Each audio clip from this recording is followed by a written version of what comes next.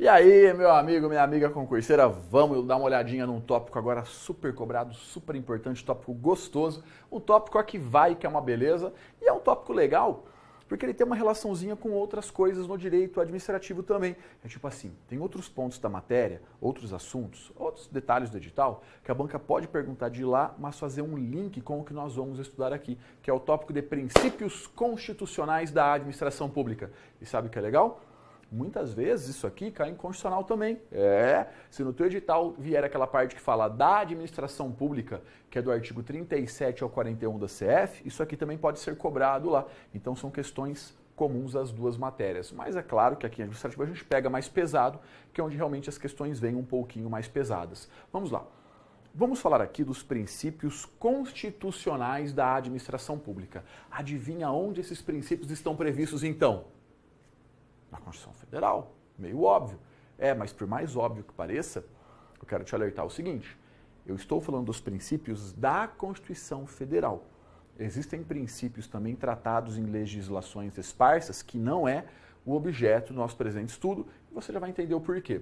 Aqui a gente tem por base a CF, especialmente o artigo 37. Lá no artigo 37, nós temos os chamados princípios expressos. Por que expresso, Thales? Porque está escrito. Se você pegar o artigo 37 para ler, você vai ver que está escrito ali o nome de 5 princípios. São os princípios expressos, tem sinônimo, tá? Pode ser chamado em prova de princípio explícito, princípio escrito ou princípio positivado. É princípio que para você ver que ele está na CF, só tem um requisito, alfabetização. Se for alfabetizado, é só ler o artigo 37 que eles estão escritos lá, só isso. Que princípios são esses, professor? É o LIMP, a mnemônica mais velha do planeta. O LIMP, que é a legalidade, impessoalidade, moralidade, publicidade e eficiência. Princípio expresso, escrito, apenas esses 5. Todos os demais são princípios implícitos. Como assim, professor? Princípio implícito é algo que não está com o nome lá.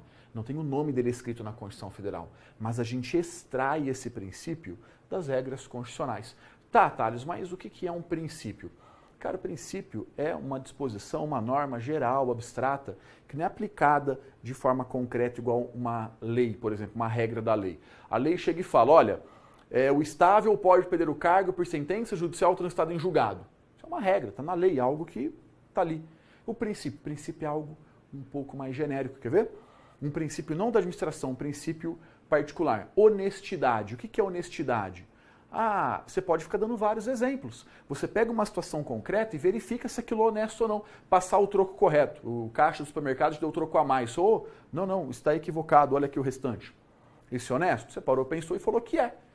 Só que eu posso ficar narrando situações e você vai usar por base esse valor e aí você fala se aquilo é ou não é. Isso que é o princípio. O princípio é algo mais genérico, algo abstrato. Não é algo que é só para aquele caso. Não, ele tem essa característica um pouco mais abstrata. Mas só estamos batendo papo para entender um pouquinho. O primeiro ponto que você tem que saber em prova mesmo, não pode saber mais ou menos, é 100%, que vamos combinar que é dado. É a diferença de princípio expresso e princípio implícito. Sabe por que eu falei que é princípio constitucional? Porque há princípios que são implícitos na Constituição Federal, mas que podem ser expressos na legislação esparsa. Pode estar escrito em alguma lei, mas não é esse o nosso estudo. Agora a gente vai estudar apenas os princípios constitucionais. Então, primeira regra, já resolvemos. Expressa só o LIMP, qualquer outro nome que não seja um desses 5 é um princípio implícito. Legal. Esses princípios são aplicáveis a quem? A toda a administração pública, tanto direta quanto indireta, do âmbito dos 3 poderes. União, Estado, DF, Município, Autarquia, Fundação Pública, EP e SEM, e também no âmbito do Legislativo, Executivo e Judiciário, dos 3 poderes da República. Se a banca tirar algum desses aqui, a questão está errada, e é bem facinho. E um ponto muito importante é o seguinte, entre princípios não há hierarquia, não há subordinação, não há, em vez de subordinação, colocar uma palavra que vai ficar até melhor aqui, não há preponderância. Olha que palavrinha, vai ficar melhor que subordinação. O que é hierarquia? O que é preponderância? É tipo assim, esse princípio, por estar expresso, é melhor que esse outro. Não é. Quando eu for aplicar legalidade, eu posso aplicá-la em detrimento da eficiência. Não pode. Não é tipo assim, tem peso. Ah, esse aqui é peso 1, esse é peso 2. Não, aqui nós temos um conjunto harmônico que devem todos ser observados. Então não importa se o princípio ele é expresso, se ele é implícito, qual que a gente está falando, todos devem ser observados. Nós não podemos, para observar um princípio, negligenciar os demais. Todos devem ser cumpridos, todos devem ser respeitados. Então qualquer questão que fala para você que o administrador, para fazer valer um princípio, vai sacrificar o outro, não dá.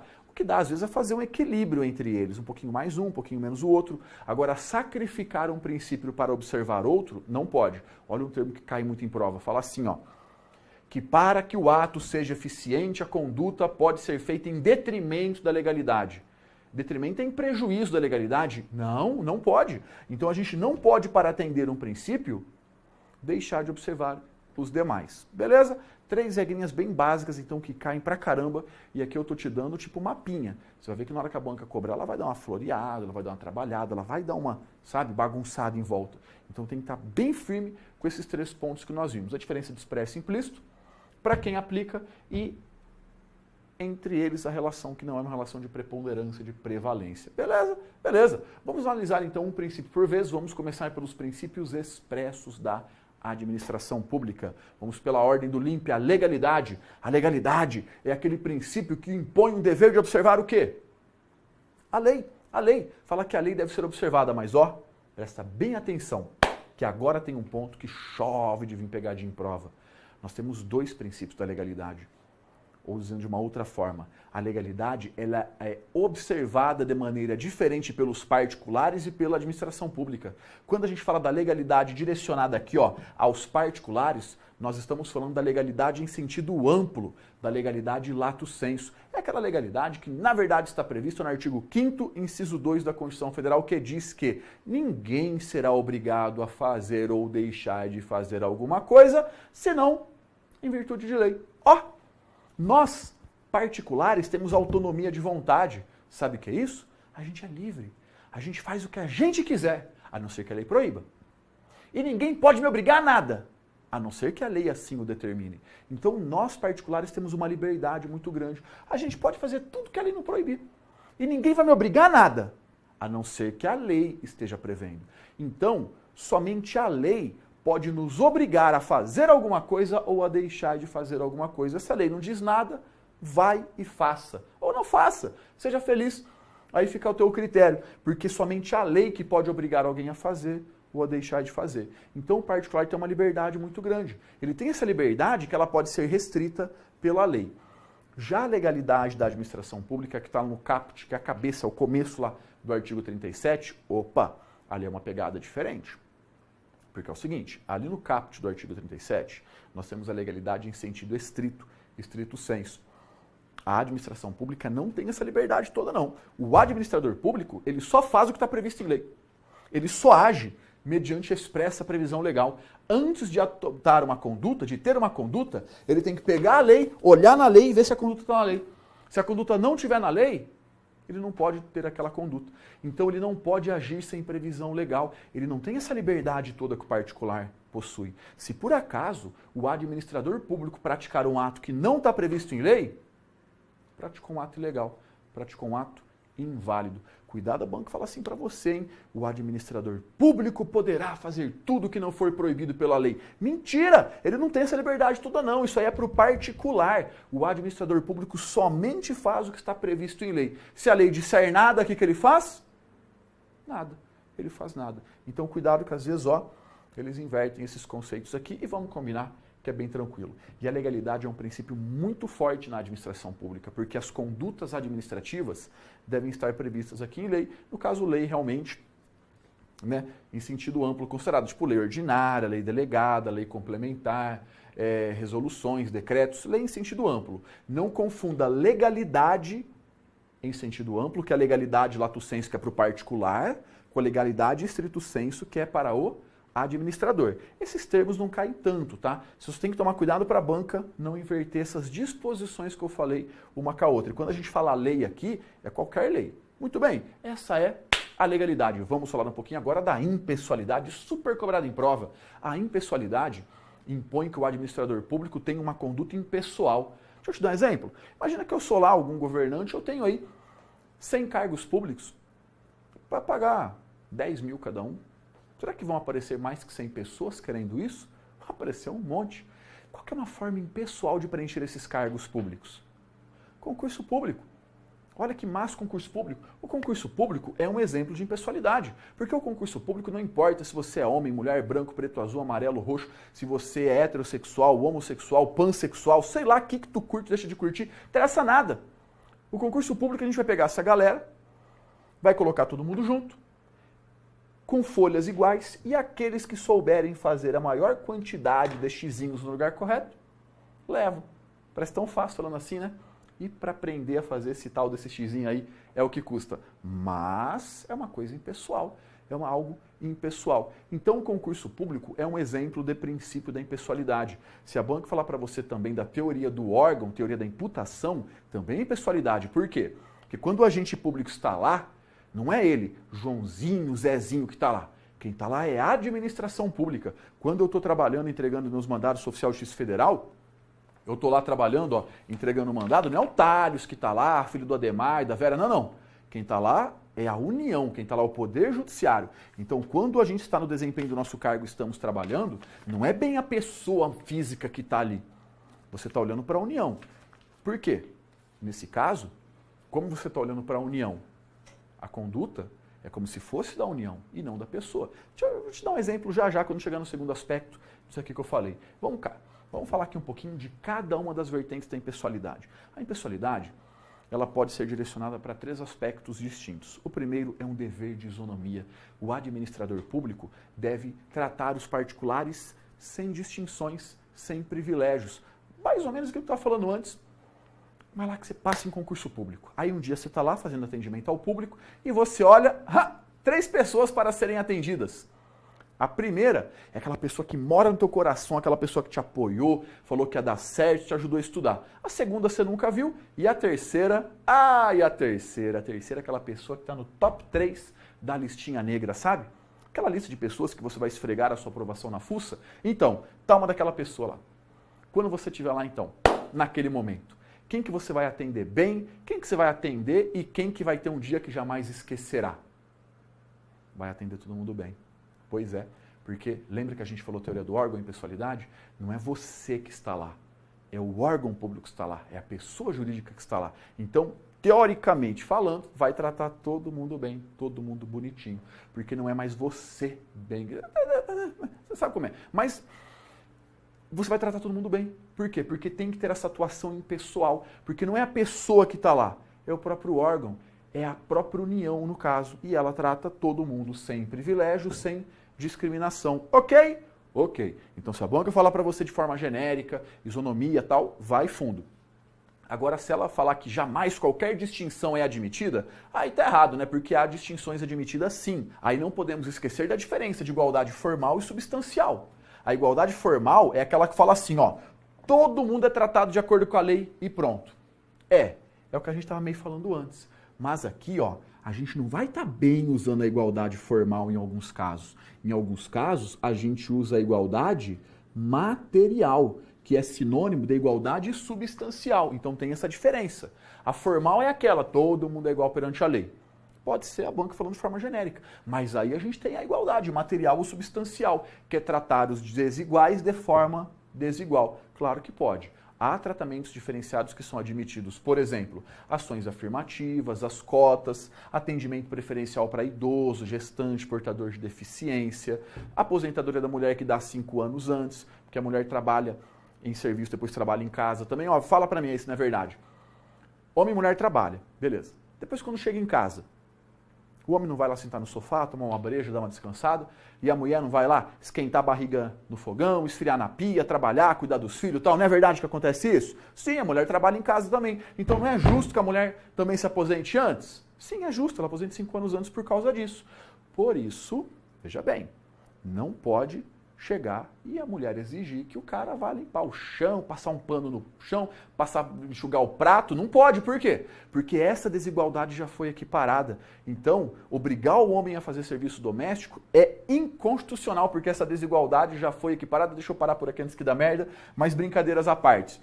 Então, São tratamentos diferenciados. Por quê? Porque são situações diferenciadas. Aí pode. Então essa é a primeira vertente da impessoalidade, que é a isonomia. Tratar todo mundo isonomicamente, contudo, há casos sim que é admitido um tratamento diferenciado em virtude de situações diferenciadas. Segunda vertente agora da impessoalidade é o dever de finalidade pública. O administrador público, quando age, ele não age buscando alcançar interesses próprios ou interesses de terceiros. Ele age buscando alcançar o interesse público. Então eu não posso praticar um ato para o meu bem.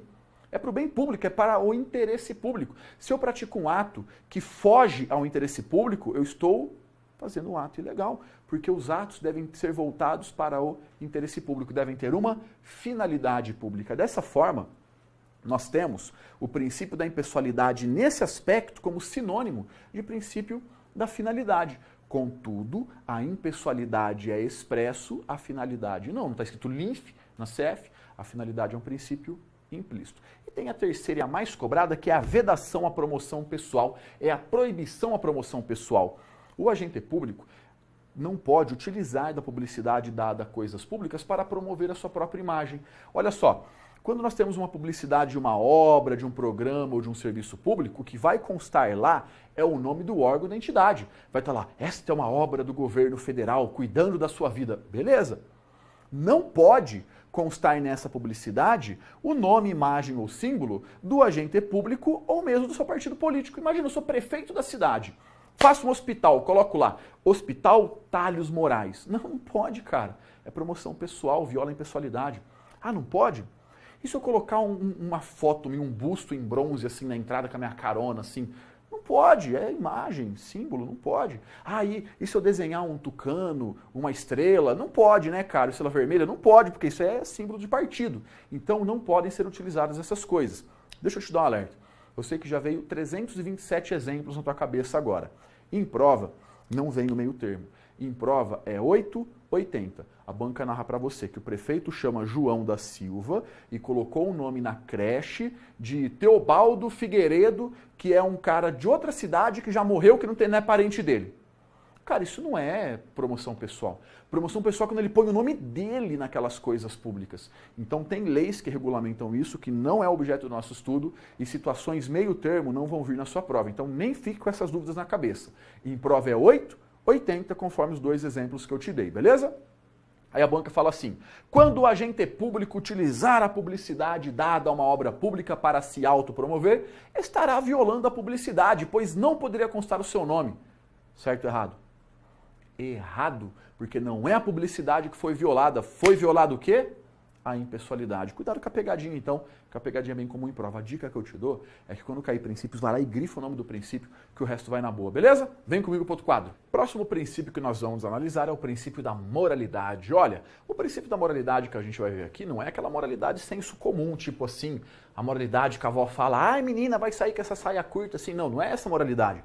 É a moralidade administrativa, é a moralidade no serviço público. A moralidade, ela tem uma função muito importante que é complementar a legalidade, pois não basta que o ato seja legal, ele também deve ser moral. Muitas vezes nós preenchemos a legalidade, preenchemos os requisitos da lei, mas nós não podemos nos ater unicamente a isso. Devemos analisar também se o ato é justo, se ele é honesto, se ele é moral. A lei, ela não consegue atender a todas as situações possíveis no caso concreto. Ela deixa brechas, ela deixa dúvidas, ela deixa as duplas, triplas interpretações, ela dá essas margens. E essas margens não podem ser exploradas com o intuito que não seja bom por interesse público.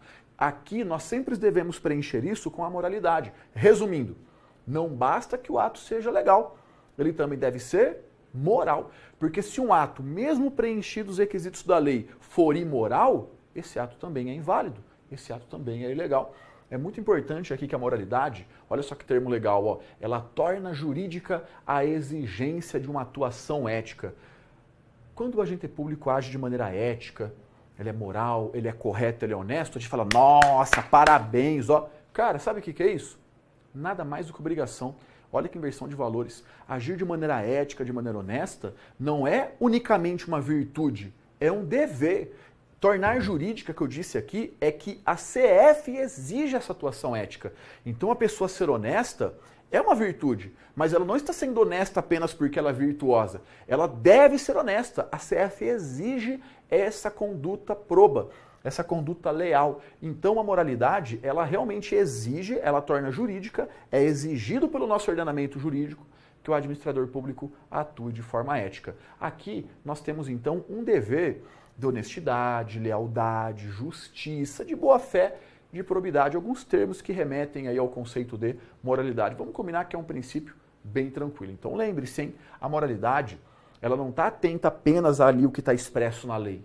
Ela quer ver também a finalidade do ato, por que o administrador fez aquilo, se ele fez buscando interesse público ou para prejudicar alguém e tal. Então, para o ato ser moral, ele também tem que ter essa vertente. Beleza? Bem facinho, né? Moralidade é um passeio. Vem comigo, vamos falar um pouquinho agora da publicidade.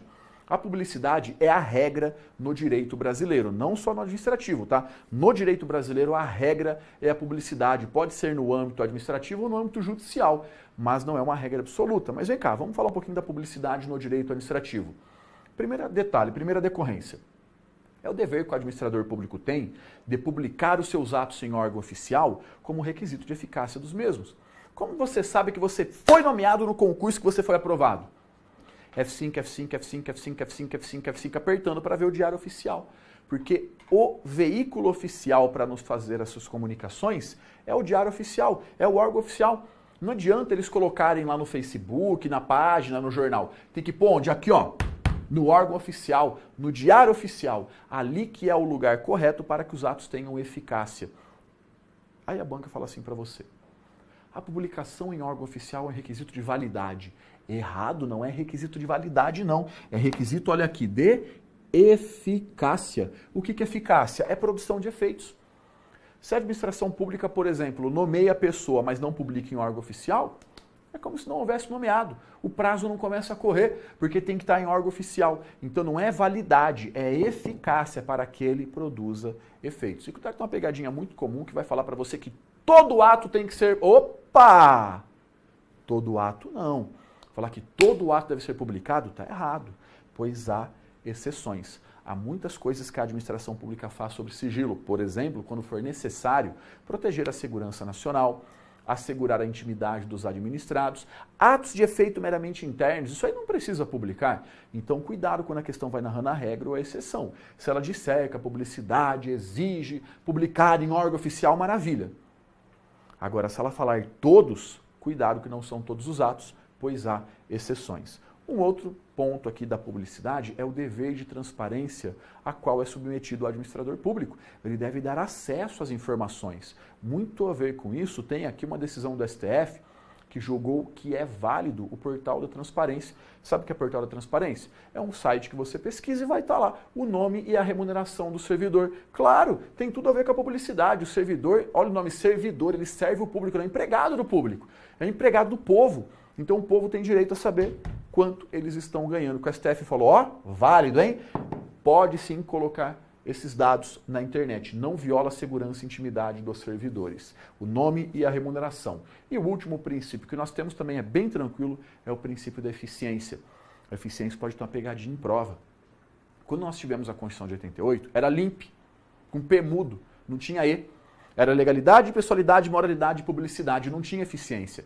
Eficiência foi incluída depois, ela foi incluída lá em 98 com a Emenda Constitucional 19, que trouxe a reforma administrativa. Então ela tem esse detalhe. Ela não nasceu junto com os demais princípios, junto com a CF de 88. Ela foi incluída posteriormente com a Emenda Constitucional 19. Mas o que é eficiência, Thales? A eficiência é prestar o melhor serviço do universo existente? Não. É o mais barato do mundo? Também não. Eficiente é quando você alcança os resultados necessários sem desperdício, sem gastos desnecessários, com o menor custo possível. Então, eficiência é quando o administrador público presta um serviço público no qual ele atende às necessidades da população, mas sem desperdício, sem gastos desnecessários. Então, é alcançar um resultado bom que satisfaça aquilo que nós precisamos com o menor custo possível, porque senão a gente quebra a máquina pública e não tem dinheiro para o resto. E a eficiência também veio aqui, trouxe uma decorrência para o próprio servidor. O servidor público estável, ele é sujeito a uma coisinha chamada avaliação periódica de desempenho. O que é isso, Thales? O desempenho dele é avaliado de tempos em tempos, para ver se ele ainda é eficiente, porque mesmo estável, se ele está lá de corpo mole, tchau, pode então ser exonerado. Aqui é um caso de exoneração. Nesse caso, então, o servidor público, ele vai perder seu cargo, mesmo sendo estável. Aí a prova vai perguntar para você que tipo de lei, tá? Cuidado que a CF determina que é lei complementar que vai definir como funciona isso. Não é qualquer lei, é lei complementar e, obviamente, é assegurada ampla defesa ao servidor. Então é bem fácil, né? Também eficiência, ó, é um princípio molezinha. Muito cuidado na hora de fazer as questões para a banca só não trocar os conceitos. Vamos treinar um pouquinho? Vamos ver como isso cai? Vai na tela comigo. Vamos lá então. Olha só a primeira questãozinha que diz assim, ó. O atendimento ao princípio da eficiência administrativa autoriza a atuação do servidor público em desconformidade com a regra legal, desde que haja comprovação do atingimento da eficácia na prestação do serviço correspondente. Peraí. A eficiência autoriza que ele haja em desconformidade com a regra legal? Para ser eficiente, ele pode violar a legalidade? Claro que não, questão errada. A gente, para atender um princípio, não pode sacrificar outro, questão errada. Próxima. Se uma autoridade pública, ao dar publicidade a determinado programa de governo, fizer constar seu nome de modo a caracterizar promoção pessoal, então, nesse caso, haverá, pela autoridade, violação de preceito relacionado ao princípio da impessoalidade. Perfeito. Quando a gente faz promoção pessoal, o princípio violado realmente é o princípio da impessoalidade. Vamos combinar que é de graça, né? Dado. Como direito administrativo disciplina, além da atividade do Poder Executivo, as atividades administrativas do Poder Judiciário e do Poder Legislativo, os princípios que regem a administração pública previstos na CF aplicam-se aos três poderes da República. Pô, grátis, questão dada, claro que é aplicável aos três poderes, Executivo, Legislativo e Judiciário, questão que é um presente praticamente. Mais uma. A supremacia do interesse público constitui um dos princípios que regem a atividade da administração pública expressamente previsto na Constituição Federal. Opa! Expresso apenas o limpe, legalidade, impessoalidade, moralidade, publicidade e eficiência. Qualquer outro princípio narrado seria um princípio implícito. Questão errada. O princípio da eficiência determina que a atividade desenvolvida pela administração pública deve observar o interesse público, sendo atribuída aos órgãos e entidades em nome dos quais foi praticada, e não à pessoa do agente público. Muita gente cai nessa pegadinha aqui, porque tem que aprender a fazer isso, grifar o nome do princípio. Mas eu não gosto de grifar. Tem que grifar. Cada vez que eu não grifo, um bebê panda morre na China. Grifa toda vez aí para não fazer essa desgraça, para não ser um assassino. Por quê? Para não cair na pegadinha de bisonho. Olha só, é a eficiência que determina que a atividade deve ser atribuída aos órgãos e entidades e não à pessoa do agente público? Errado! Quem fala isso não é eficiência, quem fala isso é a impessoalidade. Quem fala isso não é eficiência, é a impessoalidade. Questão errada, pegadinha marota essa, hein? Muito cuidado. O princípio da legalidade significa que a administração somente não pode fazer o que a lei proíbe. É isso aqui que a legalidade fala. Olha só, a legalidade que é o que a gente está falando, ela diz isso aqui para a administração? Errado. Essa é a legalidade aplicável ao particular e não ao administrador. Questão errada. O administrador não tem essa liberdade toda, não. Ele só faz o que está previsto em lei.